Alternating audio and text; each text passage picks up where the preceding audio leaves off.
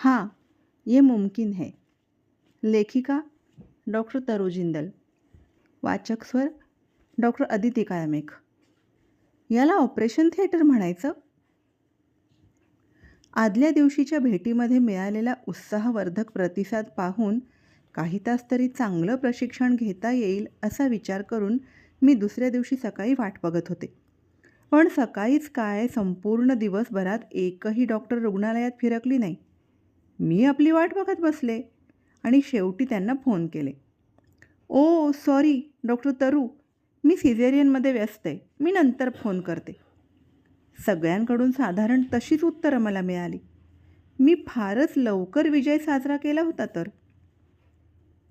कोणालाच प्रशिक्षण घ्यायची इच्छा नसल्याने मी ऑपरेशन थिएटर कसं काय आहे ते बघायला जायचं ठरवलं. मी बाहेर माझे बूट काढणार तोच पांढरं बनियन आणि निळी जीन्स घातलेला ओटीमध्ये बसलेला एकजण मला म्हणाला, काही गरज नाही मॅडम, नका काढू बूट, या आत, सगळे असेच येतात. काय? तेवढ्यात माझ्या शेजारून कोणीतरी ओटीमध्ये गेलं, म्हणजे ऑपरेशन थिएटर. त्याने रुग्णालयाच्या कर्मचाऱ्याचा गणवेश घातला नव्हता, तर साधे कपडे होते. त्याच्या पायात घाणेरडे स्पोर्ट शूज होते आणि हातात एक फाईल होती. म्हणजे आत बसलेला माणूस म्हणाला ते खरंच होतं तर. नमस्ते जी, मी म्हणाले. नमस्ते डॉक्टर तरु, इथल्या ओटीची जबाबदारी माझ्यावर असते. मला सगळे ओटी बाबू म्हणूनच ओळखतात. तुम्ही थेट मुंबईहून आल्या आहात असं आम्ही ऐकलं. तुमचं स्वागत आहे. तुम्हाला काय मदत करू सांगा. पान चघळत ओटी बाबू म्हणाला. त्याचं तोंड लाल झालं होतं. इथं ऑपरेशन थिएटरमध्ये घालण्यासाठी वेगळ्या चपला नाही आहेत का ओटी बाबू, मी विचारलं. मॅडम, तुम्ही चपलांबद्दल बोलताय. इथे तर ओटीच्या टोप्या, गाऊन्स, मास्क काहीच नाही आहे. माझ्याकडे 2-3 अर्धवट फाटलेले गाऊन्स आहेत. तेच परत परत धुवून मी डॉक्टरांना देतो. मी कितीतरी वेळा मागणी केली आहे, पण कोणी काही देत नाही. आहे त्यात मी आपलं कसंबसं काम चालवायचा प्रयत्न करतो. पण बूटही न काढता कसे काय सगळे ओटीमध्ये शिरतायत, मी पुन्हा विचारलं. हे असंच आहे मॅडम, ऑपरेशन थिएटरचा अर्थच इथं कोणाला समजत नाही. मी आजूबाजूला पाहिलं. उदबत्त्या आणि फुलांचे वाळलेले हार घातलेल्या वेगवेगळ्या देवांची चित्र असलेल्या धुळकट फ्रेम्स भिंतीवर टांगलेल्या होत्या. ऑपरेशन थिएटर निर्जंतुक राहण्यासाठी कठोर अंमलबजावणी करण्यापेक्षा इथे देवांच्या आशीर्वादांनाच जास्त महत्त्व दिसत होतं. तिथे ऑपरेशनची 3 टेबलं होती, पण त्यातलं एक खरं तर शवविच्छेदनाचं टेबल होतं, जे ऑपरेशनसाठी सुद्धा वापरलं जात होतं. एकाच वायरमधून प्रत्येक टेबलावर एक बल्ब लटकत होता. मी भिंतींवरून आणि टेबलांवरून हात फिरवला तर धुळीचा जाड थर बसलेला होता. पंखे तर धूळ आणि घाण बसून इतके काळे झाले होते की त्यांचा मूळचा पांढरा रंग दिसतच नव्हता. हे ऑपरेशन थिएटर बऱ्याच काळात स्वच्छच केलेलं नव्हतं. तर फ्युमिगेट म्हणजे वायूच्या साह्याने निर्जंतुक केलेलं असण्याचा प्रश्नच नव्हता. खरं तर ज्यांच्यावर शस्त्रक्रिया होणार आहे त्या रुग्णांना जंतुसंसर्ग होऊ नये म्हणून फ्युमिगेट करणं फार आवश्यक असतं. ओटीच्या बऱ्याच खिडक्यासुद्धा फुटलेल्या होत्या. मी त्या ओटीचं एक दार उघडायला गेले तर तो ओटीमधला कर्मचारी म्हणाला, मॅडम तिथे जाऊ नका, अच्छा नाही है. पण मी आधीच दार उघडलेलं होतं आणि तिथं बायोमेडिकल कचऱ्याचा मोठाच्या मोठा ढीग पडलेला होता. मी प्रसूती कक्षाच्या बाहेर पाहिला होता तसाच. तिथं मूत्राचाही भयंकर वास मारत होता. मी नाक मुरडल्यावर तो कर्मचारी म्हणाला, मॅडम काय करणार, टॉयलेटच नाही आहे, यही जाना पडता है. प्रसूती कक्षाप्रमाणेच या ओटीमध्ये सुद्धा कोणती औषधं किंवा रिससिटेशनची साधनं नव्हती. वॉर्मरही काम करत नव्हता. पण यावेळी मला त्याचं आश्चर्य वाटलं नाही. हे काय चाललं होतं? या रुग्णालयातला सिझेरियनचा दर काय आहे हे जाणून घ्यायची मला उत्सुकता होती. ओटी बाबू, गेल्या काही महिन्यांचं ओटी रजिस्टर मला दाखवता का? हो दाखवतो की मॅडम. मी मोजायला सुरुवात केली. ज्या जिल्हा रुग्णालयात महिन्याला साधारण 1200 प्रसूती होत होत्या, तिथे सिझेरियनचा दर 10पेक्षाही कमी होता. रक्तस्राव, उच्च रक्तदाब, अडकलेली प्रसूती, बायांमधली काही गुंतागुंत असे कितीतरी धोके असलेल्या गरोदर बायकांना संपूर्ण जिल्ह्यातून या रुग्णालयात पाठवलं जायचं. या आयांचा आणि त्यांच्या नवजात अर्भकांचा जीव वाचवण्यासाठी खरं तर सिझेरियनची संख्या याहून जास्त असायला हवी होती. लहान ठिकाणांहून अशा मोठ्या रुग्णालयात जेव्हा रुग्णांना पाठवलं जातं, तेव्हा तिथे किमान 15 ते 25% तरी आयांचं सिझेरियन करण्याची गरज असते. इथे मात्र हा दर केवळ 1 ते 2% इतकाच होता. याहूनही दुसऱ्या एका गोष्टीने मला अधिक अस्वस्थ केलं. जी काही सिझेरियन केली जात होती, त्यातली बरीचशी सकाळी 11 ते दुपारी 2 या वेळात केलेली मला आढळली. म्हणजेच डॉक्टरांच्या सर्वात सोयीच्या वेळात ती केलेली होती. आणि काहीही गुंतागुंत किंवा धोका नसलेल्या साध्या प्रसूती सिझेरियन पद्धतीने केलेल्या होत्या. संध्याकाळी किंवा रात्री बेरात्री आलेल्या तातडीने सिझेरियन कराव्या लागणाऱ्या केसेस त्या रजिस्टरमध्ये जवळपास नव्हत्याच. प्रसूतीदरम्यान हृदयाचे ठोके मंदावलेली अर्भकं किंवा अडलेल्या बाळंतिणी किंवा रक्तस्राव होणाऱ्या बायका किंवा उच्च रक्तदाबाचा त्रास असलेल्या बायकांच्या केसेस आल्याच नाहीत असं तर होणं केवळ अशक्य होतं. म्हणजेच धोका असलेल्या फारच कमी केसेस या रुग्णालयात दाखल करून घेतल्या जात होत्या. फारच कमी तातडीची सेवा पुरवली जात होती आणि खरोखर गरज असतानाही कित्येक बायकांचं सिझेरियन होत नव्हतं. या सगळ्यांचं प्रतिबिंबच जणू मला त्या समोरच्या आकडेवारीत दिसलं. मग ज्या बायकांना खरोखरच सिझेरियनची गरज होती आणि या रुग्णालयात त्यांच्यावर शस्त्रक्रिया केली जात नव्हती, त्या बायकांचं काय होत होतं?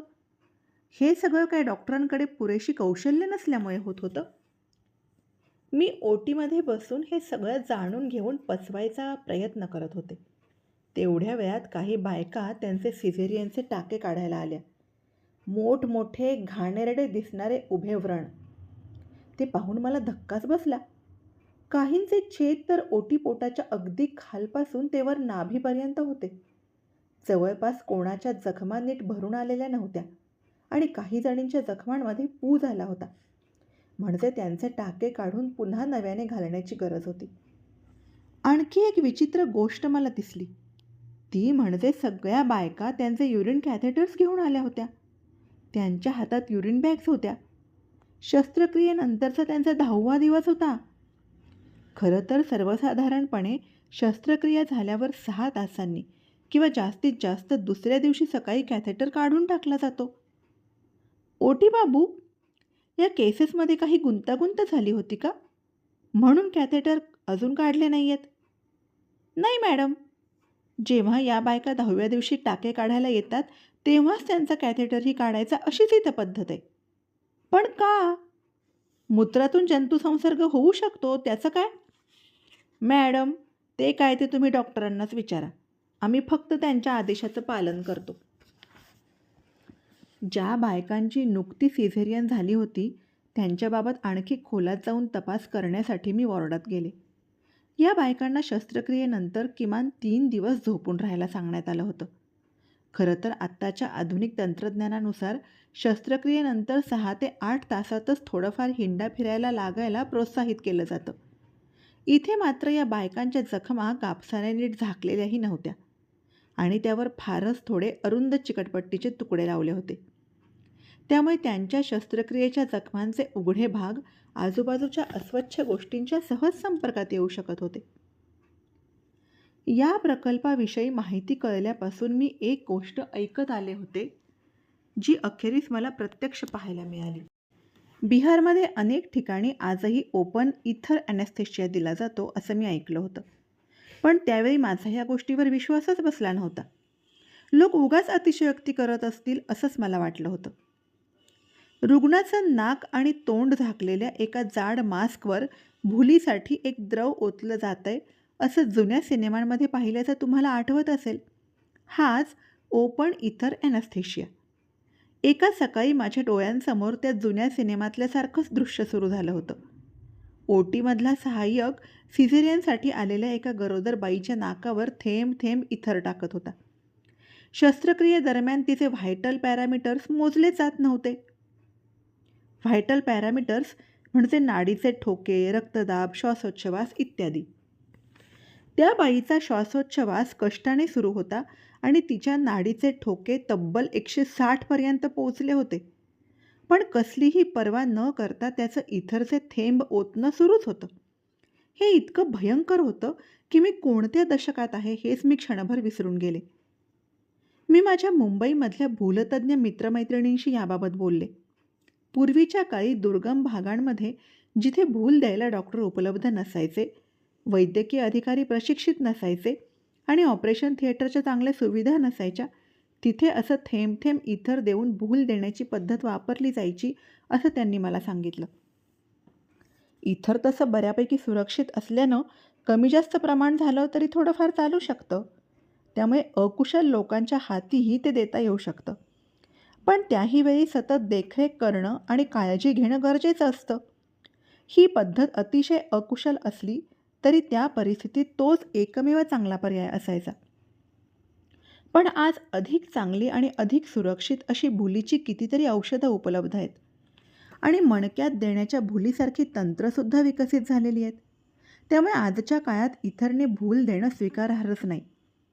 त्यातच शिझेरियनच्या शस्त्रक्रियेसाठी तर त्याचा वापर अजिबात व्हायला नको, कारण त्यामुळे नवजात अर्भकाची हृदयक्रिया, श्वसन आणि इतर संस्थांवर विपरीत परिणाम होऊ शकतो आणि स्तनपान करता न येणं असे धोके निर्माण होऊ शकतात. हल्लीच्या काळात प्रशिक्षित झालेल्या कोणत्याही भूलतज्ञाने अशा प्रकारे भूल देणं तर सोडाच, पण असा प्रकार स्वतः पाहिलेलाही नसतो. आजच्या काळात इथरचा असा वापर मुळीच खपवून घेतला जाऊ शकत नाही. मग या रुग्णालयात ही पद्धत का बरं वापरण्यात येत होती? केअर इंडियाने बिहारमध्ये हे आव्हान स्वीकारलेलं पाहून मला फार आनंद झाला. मोठ्या प्रमाणावर वैद्यकीय अधिकाऱ्यांना स्पायनल ॲनेस्थेशियाचं प्रशिक्षण देऊन इथरमुक्त बिहार करण्याचं या प्रकल्पाचं एक प्रमुख उद्दिष्ट होतं. पण या प्रकल्पात प्रशिक्षक म्हणून यायला फारच कमी भूलतज्ञ इच्छुक असल्याने तेच एक मोठं आव्हान ठरलं होतं. मोतीहारी जिल्हा रुग्णालयातल्या काही डॉक्टरांना प्रशिक्षित केलं गेलं होतं आणि ते यशस्वीपणे ही पद्धत वापरूही लागले होते. पण बिहारमधून इतर वापराची पद्धत पूर्णपणे हद्दपार व्हायला नक्कीच बराच काळ जाणार होता. पण जर पुरेशी साधनं आणि सुविधा पुरवल्या नाहीत तर अशा प्रशिक्षणानंतरही त्या पद्धतीचा अवलंब आणि कार्यवाही करणं शक्यच होणार नाही, हे माझ्या लक्षात आलं. तसं असेल तर या प्रशिक्षणाचा फायदा काय?